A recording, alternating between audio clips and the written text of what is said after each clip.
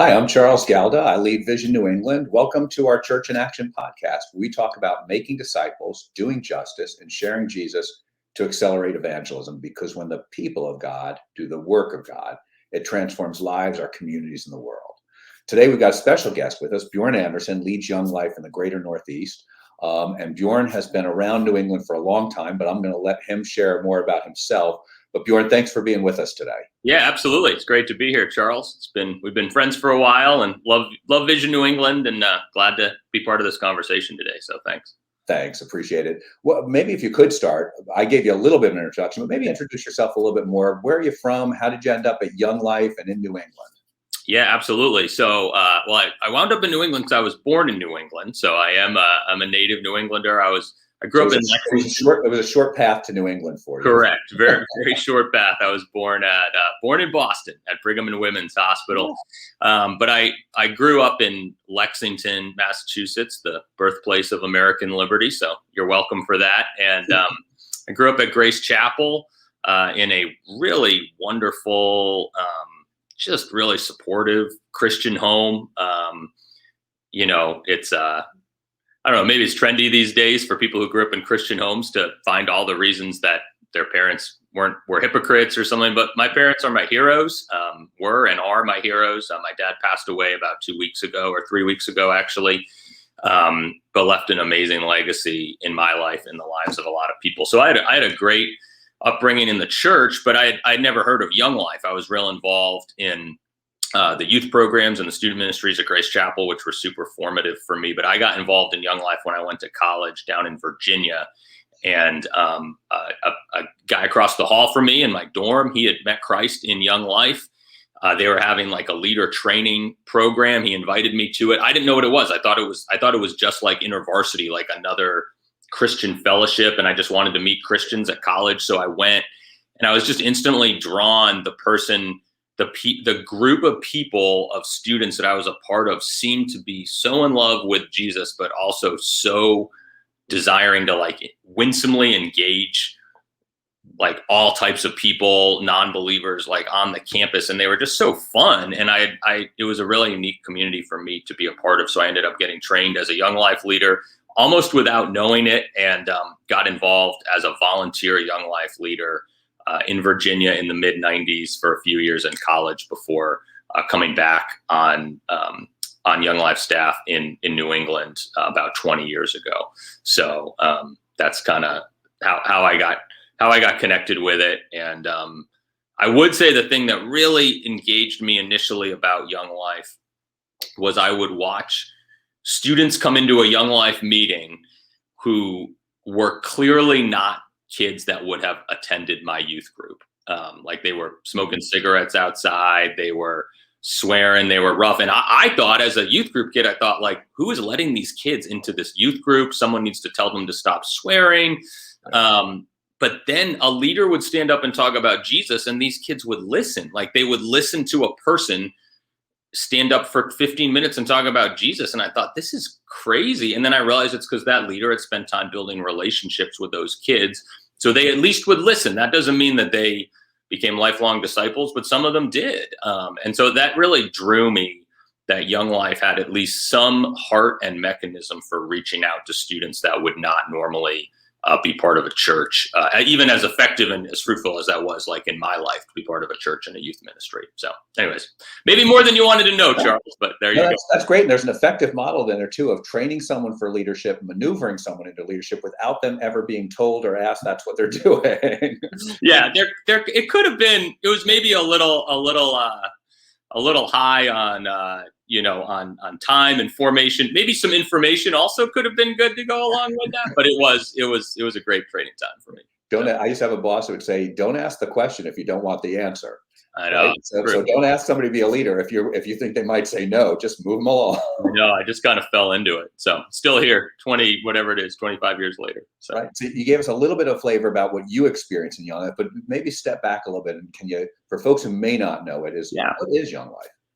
And what do you guys do? Yeah, so I'll just give you the mission statement, and then I'll tell you a story that kind of explains how Young Life was birthed. So the mission of Young Life is to introduce adolescents to Jesus Christ and help them grow in their faith. That's our mission statement for Young Life. But it started in Texas in the late 1930s when a Presbyterian minister had a pretty large church with a pretty effective youth ministry, actually, and a full-time youth pastor. But it was the church was located near a local public school. And he hired a second youth pastor and basically said, "Hey, we have a great youth program. We have a lot of students that are part of this church." But to this sort of second youth pastor, who was a guy named Jim, the pastor said, "I want you to figure out how to reach the kids that are in that public school that don't come to our church. So you don't need to worry about the kids in this church. I want you to figure out how to reach those kids."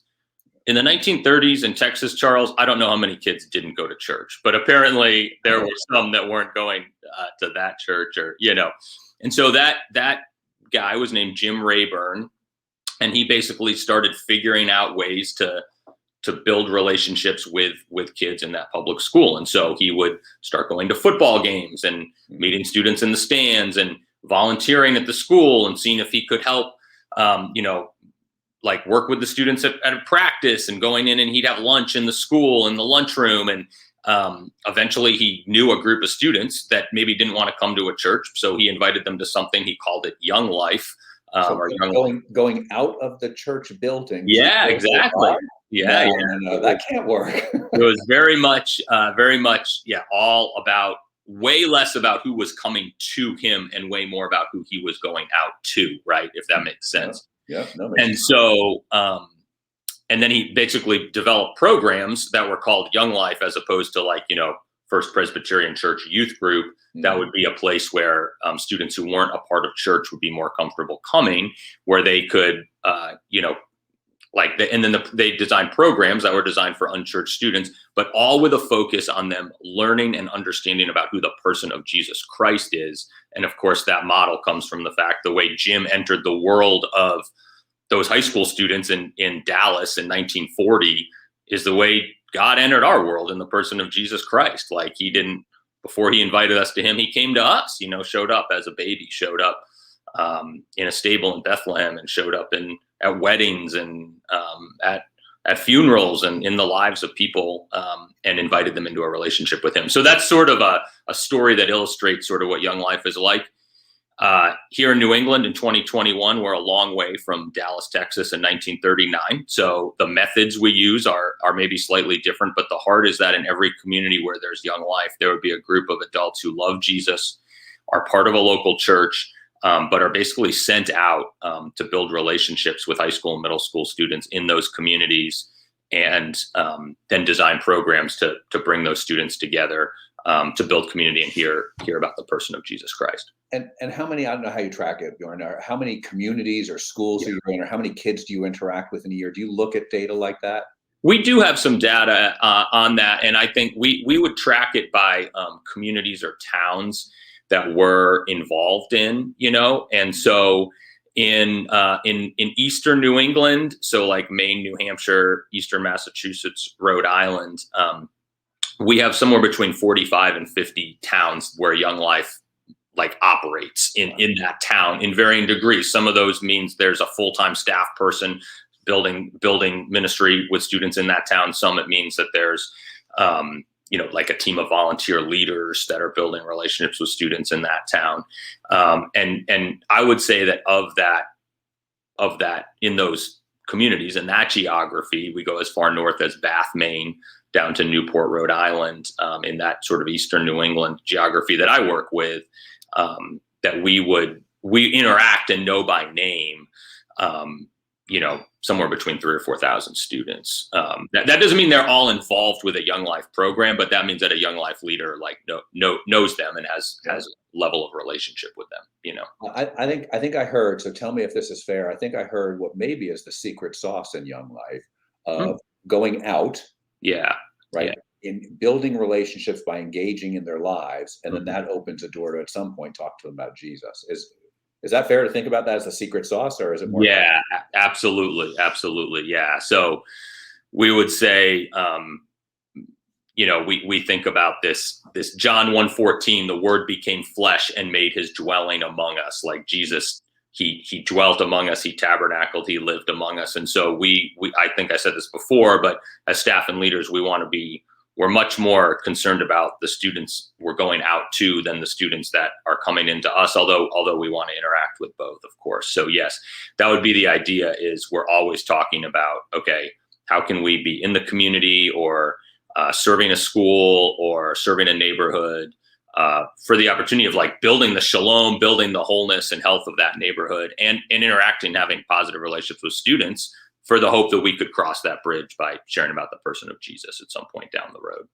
And there's a model in that for the rest of us too, I think, right?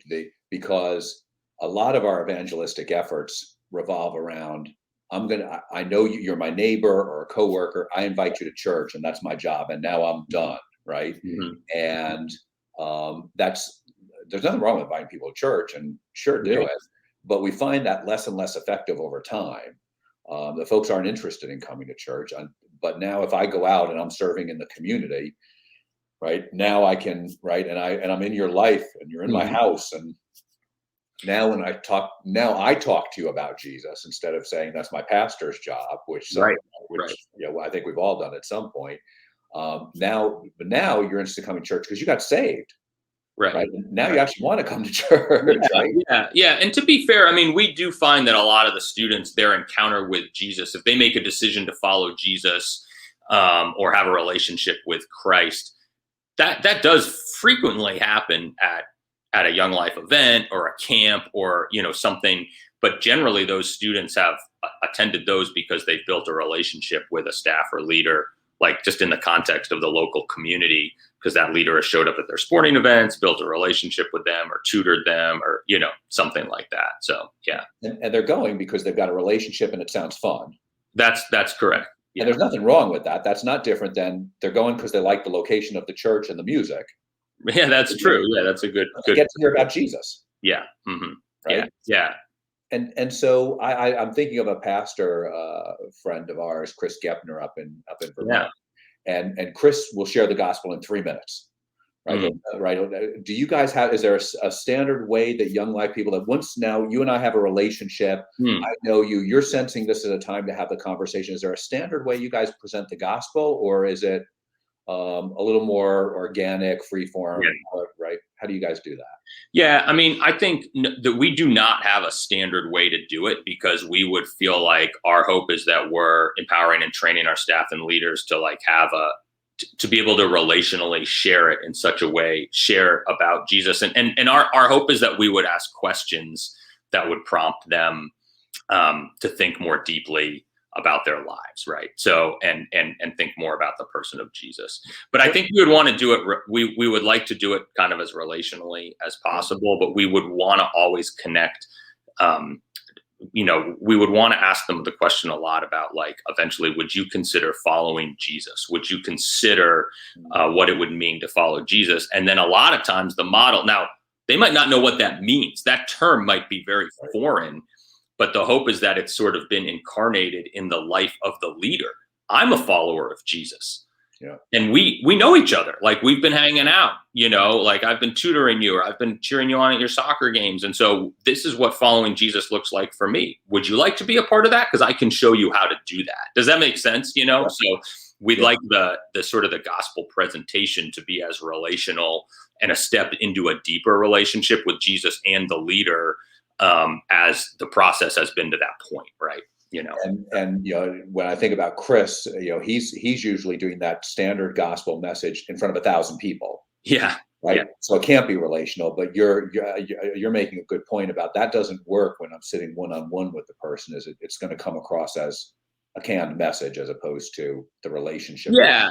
And I think a lot of times there's still, like, Young Life has we have great camps. We call a camp like the best week of your life. And so I'm not trying to sell camp to you, but I'm going to illustrate your point. We just took almost 1,000 students on some fall weekend trips in November to 2 of our camps. And a speaker will stand on a stage in front of 300, 400 students, maybe less than 1,000, but we'll talk about who Jesus is and why we need to follow him, and sort of the basic gospel message of we're sinners, Jesus redeemed us, and what that looks like. But what that speaker will always do then is the students are in that room with a leader from their community, a Young Life leader that has brought them to that camp. And so the speaker will always say, hey, we would like you to go back and talk to your leader about what this means in your life. We would like you to go have a conversation with your leader. If you have questions about this, if this makes you mad, if you don't get it, ask your leader. So it's always lifting up the leader. The speaker might kind of like be the best person at actually communicating in a winsome way, but then the leader is the one that fleshes that out, that incarnates it again, right? Like in the way that Jesus fleshes out what God is like for us. God can be distant or abstract. Jesus is like, oh, he's a person, he's a man. I can see what he did. He walked around. My leader can kind of incarnate Jesus to me and my leader knows me in a way so we can have the conversation in a way that actually I understand. And the leader might be able to say, hey, the speaker talked about God as a father, and the leader could pull a girl aside and say, hey, I know your dad has been awful to you.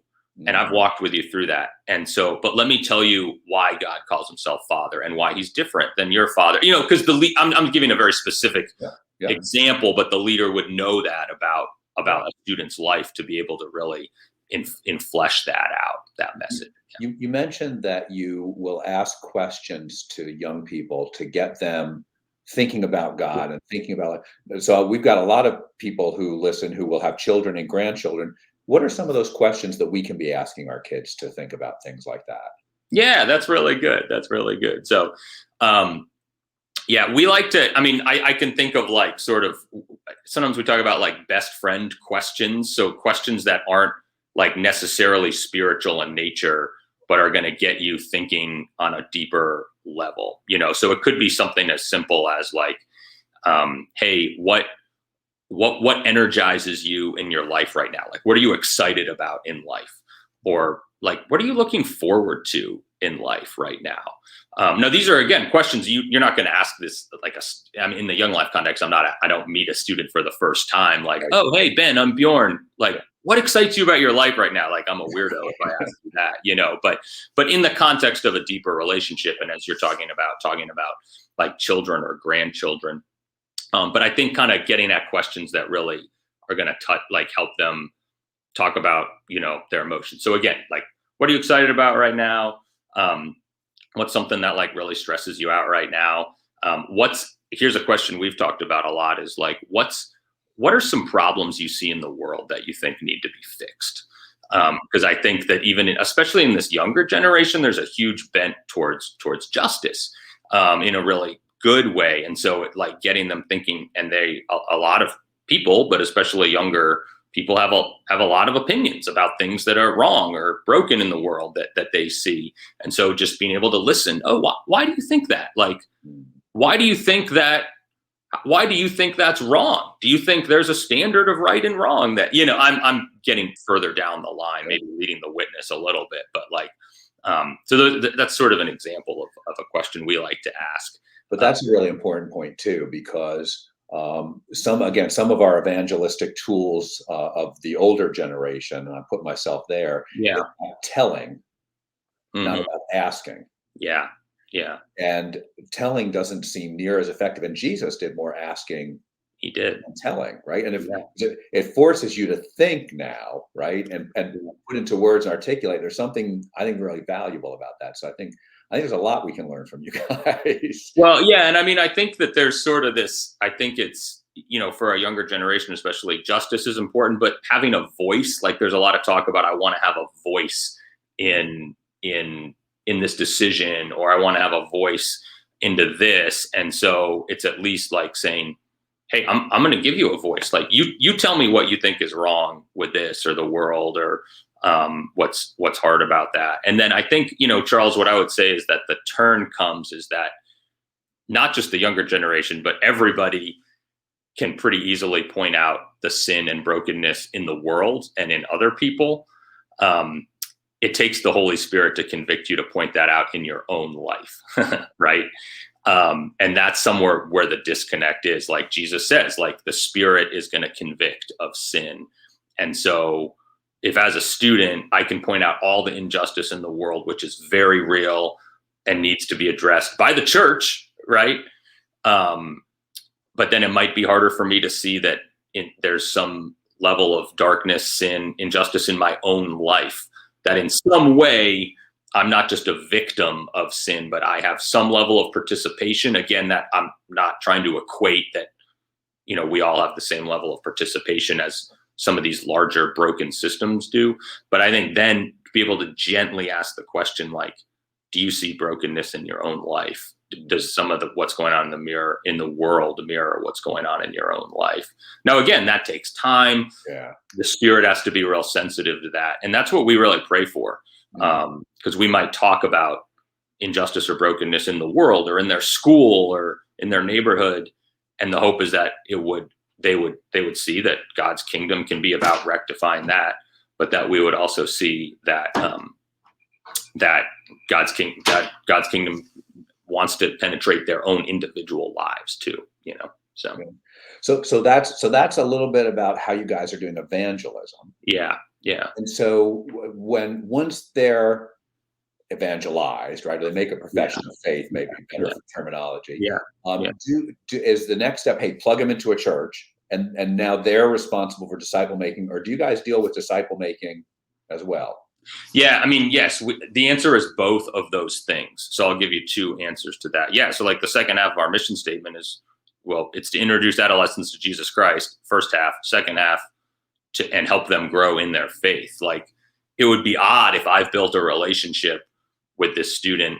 I've spent a lot of time with them, then he's given his life to Jesus, and then I'm no longer in his life. Like, I will theoretically be the best person to disciple him, but if it's only me, we're going to have a problem, and that's where it becomes individualistic and not community. God made us to be part of the body, part of the church, So I think it's both and, right? So we desperately hope to connect them to a local church. And that's why we would ask all of our staff and leaders. We're really committed to them. Young Life we're interdenominational, ecumenical, but we want each one of our leaders and staff, we require them to be part of a local congregation. And we would like to connect students to that.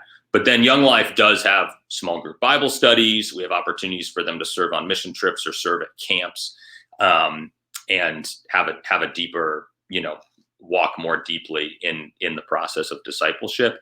But I would say that the students that we see that become lifelong followers of Jesus Christ, disciples versus converts, so to speak, they get connected to a local church. It's almost 100%. Like, if they're going to make it long-term as followers, they have to get connected to a local church. They might stay involved in Young Life for years and years and still, but they can't do that without being part of a local church. How do you differentiate? What's the difference between a convert or a believer and a disciple? What are you trying to make? What does success look like? Yeah, that's a great question. So,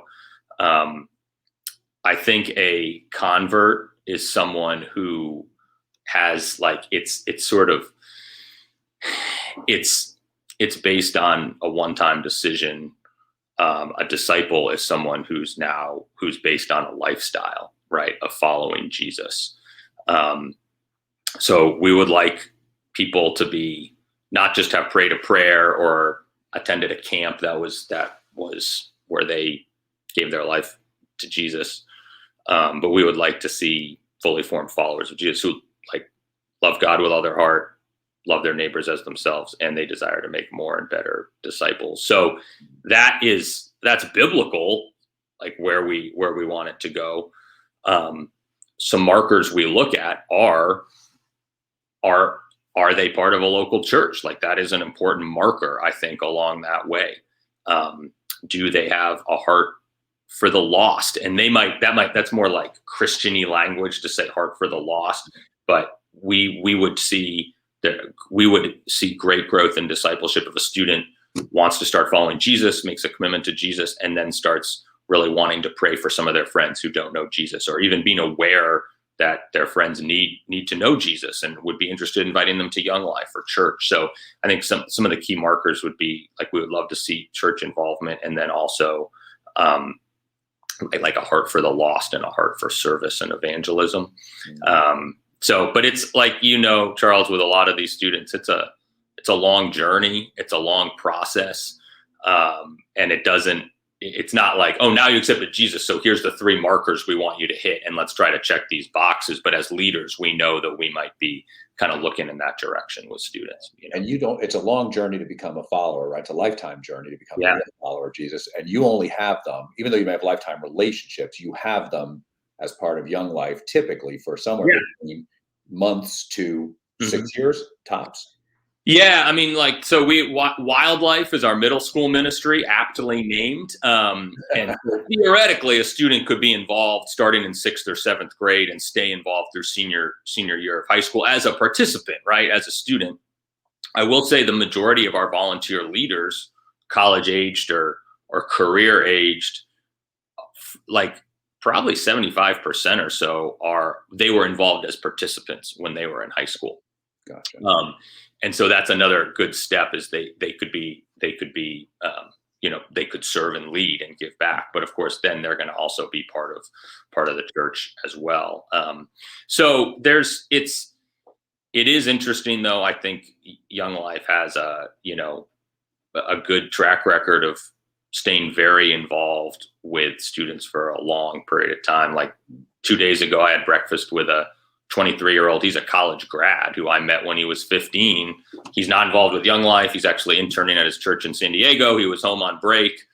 I had breakfast with him and his girlfriend just to catch up, talk about how he's doing with Jesus. Like, it'll be a lifelong relationship. My wife's been in, I don't know, 4 or 5 weddings of girls she met when they were like 14 or 15 years old, and she's a bridesmaid in their wedding. Now that's a smaller subset of kids, but we would like to stay in touch with them for, as long as we can. And I remember texting each other at Gordon College graduation, because my son was graduating, and you happened to see me, and you're there for a student who's now been out of Young Life for 4 years if they're graduating for college, right? Right, correct. Yeah. I was a student that he had met Christ in high school, and at Dover High School, 5 years ago, he was graduating from Gordon. And I happened to see you because you were giving the invocation, and it was a great invocation. It's one of the best prayers I've ever heard, Charles. I'm like, oh, hey, I know the guy giving the prayer, so I thought I'd text you. But yeah, so I was there. But that's the idea, is like to continue to support students for us. And that student will be a lifelong friend, that I was there to and thanks for being so kind with your feedback about the prayer. What I would say is, every once in a while, I lurch uncontrollably into getting it right. Hey, no, that was good. That was a good one in front of all those people. You want to get that one right. But no, it was good. It was cool. That was a cool connection. So before we finish up, what's one cool story you've seen God doing? Yeah, I'll tell you a great story. I was sitting in a coffee shop yesterday, talking to one of our Young Life staff people in Massachusetts, and she had just had taken a group of students to a Young Life camp for the weekend. And she said, "Oh, it's so cool. We have this new leader who's he's pretty young. He's a year or 2 out of high school, and he led a cabin, meaning he had a group of high school guys that he had built relationships with that he brought on this camp, and he had met Christ at camp when he was 15 after his freshman year."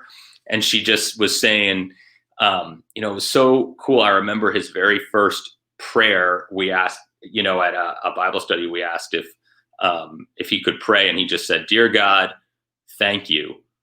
And then he goes, "I don't know anything else to say. That's it." And she was like, "That was a pretty cool prayer." But she was just saying, like, this is 4 years later. He's now a leader, having built relationships with other unchurched students, and he's now brought them to a place where he's sitting on the floor with them and sharing the gospel with them and building relationships with them. So that was kind of cool. While I was talking to her about this leader she had, a guy came up who's a little bit of an older guy. He's actually built a very successful business and has since retired, and is a Young Life leader in a neighboring community. And he started telling his faith story of how he met Christ at a Young Life camp when he was like 40 years old, because Young Life was starting in his community because a student had committed suicide. Tragically, he didn't know the Lord, but he's like, "We got to do something about these suicides. I hear Young Life starting. he started kind of like getting involved. Someone invited him to a camp, and he, as a 40-year-old, he's like, I sat on the rocks at a Young Life camp, and I told Jesus, like, I'm all in with you. Like, I got to start doing this thing. This guy, who's a retired, very successful businessman, was there at the coffee shop to have a discipleship meeting with a student who had graduated from Young Life 15 years ago that he was still pouring into, and is just having a hard go. This guy's having a hard go. And so I asked the guy who was the retired businessman, and he said, I told my wife, like, I don't know if these meetings are having a lot of good. I don't know if they're doing a lot. And my wife said, why do you keep meeting with him? And he said, because no one else will. He's got it. I'm the only person in his life who will talk to him about Jesus. And so I thought, like, that's a measure of impact, is you have, I'm hearing a story of a 15-year-old that met Christ and is now a 19-year-old as a leader. But then we also have a person that just wanted to get involved to help mentor students. He met Christ as a 40-year-old, and now he's continuing to reach out to people in need. So I don't know if you can follow all that, but it was just a neat, like, picture of just yesterday sitting at a coffee shop in Chelmsford with some people. So it was kind of. Somebody was just saying to me recently on this whole concept of making disciples, right? People being transformed in the likeness of Jesus, that it's not always obvious it's happening. Yeah. Because it's happening under the surface. So when Jesus asked the question, I may walk away sad, right? Right. And who knows what happens as I ponder and think about and work through life. Mm-hmm. And so sometimes that discipleship stuff is not immediately obvious. And honestly, the investment. Discipleship in some ways is harder than conversion. Like, to get people, hey, I'm going to pray a prayer and I'll accept Jesus, but now I'm going to, I'm going to pick up my cross and follow him. I'm going to count the cost. I'm going to face persecution, and that's much more challenging. Not just in Young Life, it definitely is, but in the church as a whole, it's much harder. But that's our call, right? Go and make disciples of all nations, not go and make converts of a lot of people. I think what we're struggling with, there's a lot of leaders, and you're obviously one of them, working through this concept now of this whole disciple making, and what we've seen exposed over the last couple of years. And we all came together to talk about this and some other topics about what's been going on the last couple of years. And there's what struck me is there's a difference between behavior modification and becoming a real disciple whose life, whose heart has changed so that your behavior changes. I know. Right? Yeah. And we tend to look at behavior modification, say good disciple. Mm-hmm. So there's something missing in that we've got where that a lot of us are having dialogue about what do we do about that. And so I appreciate your input and voice into it. And I appreciate you being with us. Yeah, thanks. I appreciate you not just being with us, more importantly, I appreciate you, and I appreciate Young Life, and I appreciate your ministry reaching the next generation, which we all talk about being so critical to reach, but not all of us are doing something about it and don't know what to do. So there's an obvious opportunity to get involved. And so, Bjorn, if somebody's listening to this, how do I get involved with Young Life? What do they do? Yeah, I would say they should go to younglife.org. It's just our national website. But if you say search, like there's a find option. You could type in your town. It'll tell you like where the Young Life is that is closest to where you live. We're not everywhere in New England, but we're maybe more places than you would think. Yeah. And then that'll at least give you some information about people you could reach out to. And we could see if we could get you connected. If there's not Young Life in the community you live in, we'd love for you to pray about, could it start? The kingdom of God, Charles, was doing fine before 1939 when Young Life was started. So I don't think God needs Young Life to fulfill his kingdom mission on the earth. But I think for the last 80 years or so, it's been an effective tool to reach and teach a lot of people.